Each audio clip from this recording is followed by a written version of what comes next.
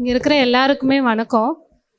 நான் என்னுடைய டிஎன்பிஎஸ்சி ஜேர்னியை நான் எப்படி ஸ்டார்ட் பண்ணேன் அப்படின்னா, நான் ஏற்கனவே போலீஸாக தான் ஒர்க் பண்ணிகிட்டு இருக்கேன். அப்புறம் போலீஸாக ஒர்க் பண்ணிகிட்டு இருக்கும் போதே நான் எஸ்ஐ எக்ஸாமுக்கு எழுதியிருந்தேன். எஸ்ஐ எக்ஸாம் எழுதி நான் ஃபிசிக்கல் அட்டன் பண்ணி இன்டர்வியூ நான் போயிட்டேன். ஆனால் இன்டர்வியூக்கு மார்க் இன்டர்வியூக்கு நான் சுகேஷில் தான் அட்டன் பண்ணேன். சுரேஷ் அகாடமியில் தான் அட்டன் பண்ணேன். அட்டன் பண்ணும்போது எனக்கு கைடன்ஸ்லாம் சூப்பராக சொன்னாங்க. கனிமுருகன் சார் எனக்கு என்ன மார்க் போட்டாங்களோ அதே மார்க்கு தான் எனக்கு இன்டர்வியூவில் அங்கேயும் வந்திருந்தது.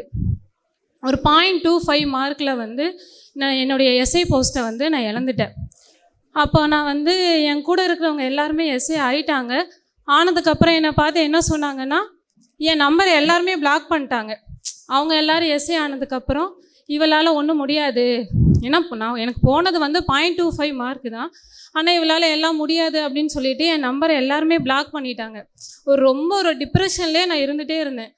சரி, என்னடா எஸ்ஐயில் ஒரு 0.25 மார்க்கில் போனதுக்கு என்னை எல்லாருமே ஒமிட் பண்ணிட்டாங்களே அப்படின்ட்டு.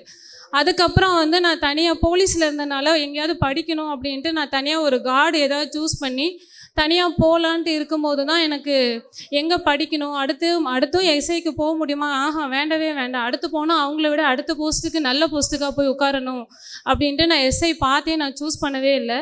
டிஎன்பிசிக்கு நான் படிக்க ஸ்டார்ட் பண்ணும்போது யூடியூப்பில் பார்க்கும்போது எனக்கு ஏற்கனவே சுரேஷ் அகாடமியை பற்றி தெரியும். ஏன்னா நான் திருநெல்வேலியிலேருந்து வந்ததுனால எனக்கு தெரியும். ஆனால் இங்கே சென்னையில் இல்லையே, நான் எங்கே போய் ஜாயின் பண்ணி படிக்கணும் அப்படின்னு நினைக்கும்போது நான் யூடியூப்பில் ஃபஸ்ட்டு கனிமுருகன் சாரோட வீடியோ பாலிட்டி பார்த்தேன். ஃபஸ்ட்டு பார்க்கும்போதே எனக்கு அந்த வீடியோ 1x அந்த ஸ்பீடில் தான் வச்சு பார்த்தேன். ரெண்டாவதுல 2x ஸ்பீடில் வச்சு பார்த்தேன். இன்னும் வரைக்கும் எனக்கு பிடிச்ச சப்ஜெக்ட்டுன்னு பார்த்தா பாலிட்டி தான். ஏன்னா சாரோட அந்த டீச்சிங் சூப்பராக இருக்கும். நான் நோட்ஸ் இன்னுமே நான் குரூப் 1க்கு போனேன்னா சாரோட நோட்ஸை வச்சு தான் நான் எக்ஸாம் எழுதிட்டு இருப்பேன். அதுக்கப்புறம் நான் சுரேஷ் அகாடமியில் போட்ட மேக்ஸ் கொஸ்டின் மட்டும் ஒரு 25 கொஸ்டின் இருக்கும்.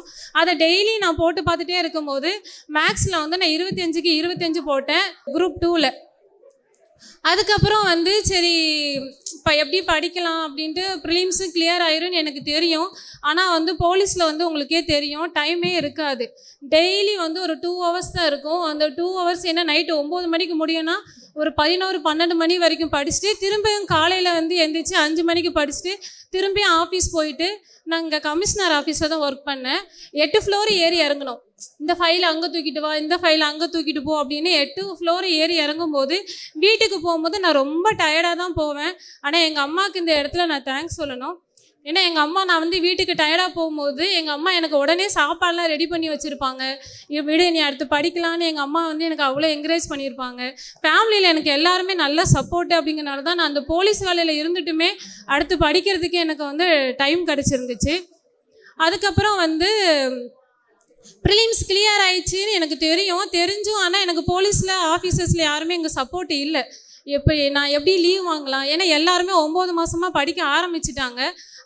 ஆரம்பிச்சிருக்கும் போது அந்த ஜேர்னியில் நான் எப்படி போய் ஜாயின் பண்ணுறது, இருக்கிற 2 மாதத்தில் மெயின்ஸு கிளியர் பண்ண முடியுமா? இன்னும் நிறைய பேர் சொன்னாங்க மெயின்ஸ் ரொம்ப கஷ்டம், உன்னாலலாம் படிக்க முடியாது, அதெல்லாம் ரிட்டன் ப்ராக்டிஸ் நிறைய இருக்கும், மொழியெலாம் உடஞ்சிரும் அப்படின்னு எங்கள் ஆஃபீஸர் குரூப் 1 ஆஃபீஸரை ஒருத்தவங்க சொல்லியிருக்காங்க. எழுதும் போதெல்லாம் மொழி உடஞ்சிரும், உன்னாலலாம் எழுத முடியாது, இந்த 2 மாதத்தில் உன்னால் முடியாது அப்படின்னு சொன்னாங்க. இருந்தாலும் எனக்கு சென்னையில் ஸ்டார்ட் பண்ணுறாங்க அப்படின்னு தெரியும் போது சரி ஒரு வாட்டி பார்க்கலாம், எப்படி இருக்குன்னு பார்க்கலாம், நம்மளால் முடியுதா எப்படி இருக்கலான்னு பார்க்கலாங்கும்போது சுகேஷ் சார் அப்போ ஒரு ஸ்டார்டிங் ஸ்பீச் கொடுத்தாங்க. அது ஒரு 3 ஃபார்முலா சொன்னாங்க, RRRன்னு, ரிவைஸு அப்படின்ட்டு அந்த ஃபார்முலா. அதுக்கப்புறம் மெயின்ஸை எப்படி எழுதணும், அந்த ஒவ்வொரு பேப்பர் கம்ப்ளீஷன் பண்ணாலே உங்களுக்கு வேலை இருக்குது, ஏன்னா இந்த வாட்டி அதிகமாக போஸ்டிங் இருக்குது அப்படின்னு சொல்லவும் சரி நம்மளால் கண்டிப்பாக முடியும், நம்மளே மாரி தான் நிறைய பேர் புதுசாக ஜாயின் பண்ணுறாங்க. அப்போ இந்த கரெக்டாக இந்த 2 மாதத்தில் யூட்டிலைஸ் பண்ணிக்கிட்டோம் அப்படின்னா நம்மளாலே கண்டிப்பாக ஜெயிக்க முடியும் அப்படின்ட்டு உள்ளே வந்தேன். வரும்போதே எல்லாருமே ஒரு 16 டெஸ்ட் 15 டெஸ்ட் போட்டு முடிச்சிட்டாங்க சார். நான் எனக்கு போலீஸில் எனக்கு லீவுமே இல்லை, பொய் சொல்லி நான் லீவ் எடுத்தேன். எனக்கு ரொம்ப உடம்பு முடியல, எனக்கு எம்எல் தாங்க அப்படின்னு சொல்லி தான் நான் லீவ் எடுத்தேன். லீவ் எடுத்துகிட்டு நான் உள்ளே வரும்போது எல்லாருமே 15 டெஸ்ட்டு கிட்டே போயிட்டாங்க. நான் டெய்லி ஒரு டெஸ்ட்டு போட்டேன். டெய்லி டெஸ்ட்டு போட்டுட்டு உடனே போய் அடுத்த கொஸ்டின் இருக்கான்னு அவங்க பழசாக தூக்கி தட்டி எடுத்து இந்த கொஸ்டின் போட்டு வாங்கன்னு சொல்லுவாங்க. லாஸ்ட்டில் 1 மாதத்துக்குள்ளே இந்த டெஸ்ட் இங்கே போட்ட ஷெட்யூலை தாண்டி நான் அடுத்த டெஸ்ட்டுக்கு ஃபார்வர்டாக போயிட்டேன். எப்படா அடுத்த கொஸ்டின் கிடைக்கும் அப்படிங்கிற அளவுக்கு நான் போயிட்டேன். எனக்கு ஃபஸ்ட்டு பேப்பர் பார்த்து ஃபீட்பேக் சொன்னது பாலா சார் ஃபஸ்ட்டே சொன்னாங்க, நீங்கள் ஏற்கனவே மெயின்ஸ் எழுதிருக்கீங்களா, உங்கள் பேப்பர் நல்லா இருக்குது, இன்னும் அலைன்மெண்ட் மட்டும் மாற்றுங்கன்ட்டு என் பேப்பரை எழுதி தந்த பேப்பரை நான் அப்படியே பத்திரமா வச்சுருக்கேன் சார். சொன்னாங்க, கண்டிப்பாக உங்களுக்கு இந்த இடத்துல கண்டிப்பாக போஸ்ட் இருக்கும், உங்களுக்கு கண்டென்ட்லாம் நல்லா இருக்குது, ஆனால் நீங்கள் இன்னும் அலைன்மெண்ட்டும் அந்த பேப்பர் கம்ப்ளீஷன் மட்டும் கொண்டு வாங்கன்னு. ஏன்னா ஃபஸ்ட்டு டெஸ்ட் எழுதும்போது எனக்கு மெயின்ஸ் எப்படி எழுதணும்னு தெரியாது, அதனால பேப்பர் கம்ப்ளீஷன் கரெக்டாக வரலை. டைமிங்கும் எனக்கு மெயின்டைன் பண்ண முடியல. கொஞ்சம் ரைட்டிங் ஸ்பீடும் எனக்கு ஸ்கூலில் இருந்து எனக்கு அந்த அசைன்மெண்ட் எழுதுறதுலாம் எனக்கு பிடிக்காது. அதனால் இங்கே எழுதணும் அப்படிங்கும் போது எனக்கு கஷ்டமாக இருந்துச்சு. ஆனாலும் நான் டெய்லி வீட்டிலையும் போயிட்டு ஒரு வாட்டி டெஸ்ட் எழுதிட்டு இங்கேயும் ஒரு வாட்டி டெஸ்ட் எழுதிட்டு அந்த 1 மந்த் பீரியட்லேயே நான் ஒரு 20 டெஸ்ட்டு கிட்ட ஓரளவுக்கு கொண்டு வந்துட்டேன் சார். கொண்டு வந்துட்டு மிச்சம் இருக்கிறதெல்லாம் டிஸ்கஸ் தான். நாங்கள் தமிழ் மீடியம் ஒரு பேட்சாக படிச்சுட்டு இருந்தோன்னா இங்கிலீஷ் மீடியம் சதீஷ்லாம் ஒரு டீம் பேட்சாக படிச்சுட்டு இருந்தாங்க. அவங்களுக்கு போட்டியாக நாங்களும் படிக்கணும்னு படிச்சுட்டே இருந்தோம். ஆனால் தமிழ் மீடியத்தில் கொஞ்சம் பேருக்கு வரலை, நான் கொஞ்சம் பேர் இன்றைக்கி இங்கே வரலை.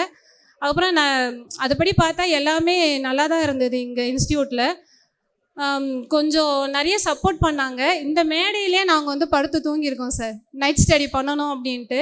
அப்போ உமன்ஸுக்கு இங்கே கொஞ்சம் அலோடு இல்லை அப்படின்னு சொன்னாங்க. அதுக்கப்புறம் நாங்கள் கொஞ்சம் கொஞ்சமாக பாலா சார்ட்டெல்லாம் பேசி கொஞ்ச நாளைக்கு மட்டும் சார் அப்படின்னு சொல்லிட்டு ஒரு 10 நாள் உள்ள ரூமில் தூங்கியிருக்கோம். எங்களுக்கு பயமாக இருக்குன்னு சொல்லிட்டு மனோ எப்போதுமே முழிச்சிட்டு இருப்பார்.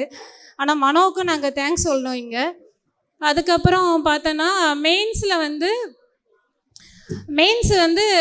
கன்சிஸ்டன்சி தான் அதிகமாக இருக்கணும். மெயின்ஸ் கண்டென்ட்டை கொடுக்கணுங்கிறத விட நீங்கள் ரைட்டிங் ப்ராக்டிஸ் நிறைய இருக்கணும் அப்படின்னு சுகேஷ் சார் சொன்னது எனக்கு மனசுக்குள்ளே ஓடிக்கிட்டே இருக்கும்.